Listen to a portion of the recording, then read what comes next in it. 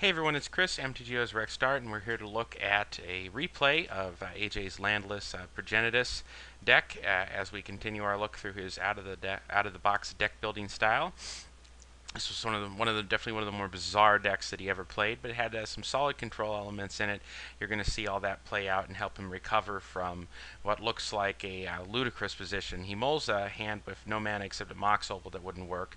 Mulls a 3-card hand that had a Lotus Bloom, ends up with 2 here, and fortunately draws into a Chrome Mox and imprints the Child of Alara, and you're going to see he gets fairly fortunate after this with top decks.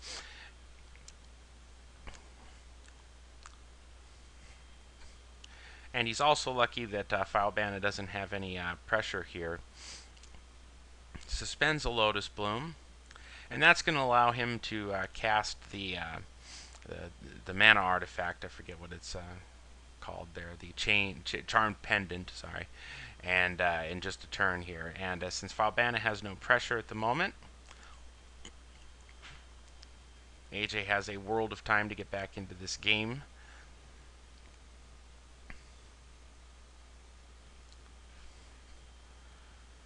It was a surprisingly resilient deck. I helped playtest it a little bit before he ran it in the event, and he was able to recover similarly well against my decks. So now he's got an active top, and this is going to help him in a number of ways, because he needs to set up the top of his library to get the Charmed Pendant to work, and he also needs to find his miracle spells so that he can use Terminus to keep some of the pressure off. Now there he's got a Swords of Plowshares to stop the immediate threat. And he's found a Terminus, and he's got a Scion of the Ur Dragon floating around.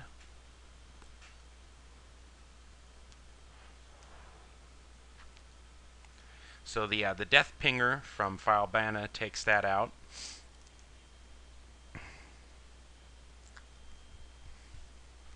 And a Bojuka Bog's going to wipe the graveyard. Won't matter. And here AJ's going to go ahead and use the Terminus. And he's still got another one. Now he's got 2 floating there.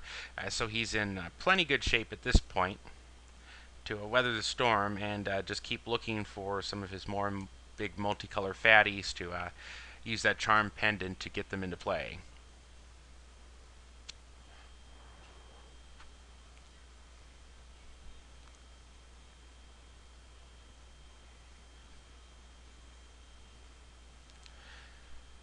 Now another Death Touch Basilisk.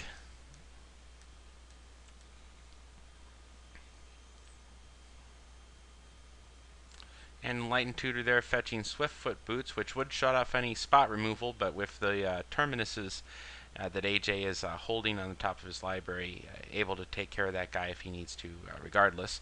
But now he's found 2 Progenitus, and he's going to use 1 to cast the other with the Charmed Pendant, and that will be game. So there you see the power of the landless Avatar deck in action.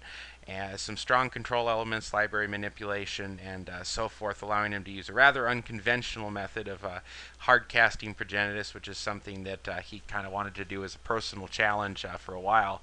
And when Progenitus came off the list, he managed to put it together and pull it off. So congrats on that deck, and let's take a look at another one of AJ's decks in just a moment.